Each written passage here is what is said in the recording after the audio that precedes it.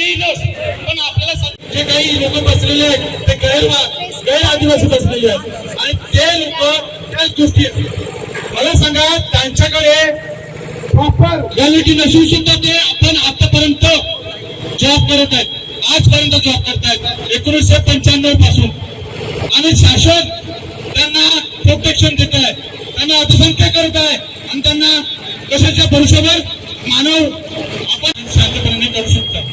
अशा पद्धतीचे सरकार आपल्या आदिवासी विद्यार्थ्यांवर समाजावर त्यांना कशाला मानवीकरणाच्या दृष्टिकोनातून तुम्ही त्याला प्रोटेक्शन देता. आदर तुम्ही जर फ्रॉड बॅलेट बनवत असाल आणि तुम्ही जॉब करत असाल तर तुमच्यावर कारवाई व्हायला पाहिजे का नाही व्हायला पाहिजे? अरे व्हायला पाहिजे ना.